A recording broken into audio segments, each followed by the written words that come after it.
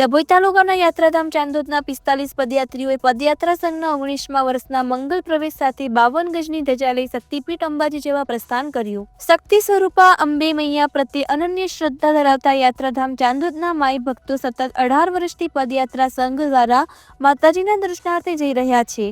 ચાલુ વર્ષે આ પદયાત્રા સંઘના 19મા વર્ષના મંગલ પ્રવેશ સાથે 45 જેટલા માઈ ભક્તો પદયાત્રા સંઘમાં જોડાયા છે.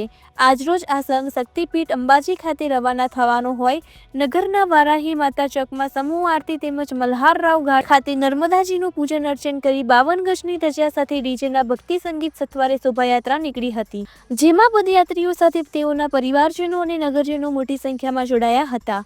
ધજાજી સાથે નગરમાં નીકળેલી શોભાયાત્રામાં રાસ ગરબાની રમઝટ સાથે બોલ મારી અંબે જય જય અંબેનો ભક્તિનાદ ગુંજી ઉઠ્યો હતો.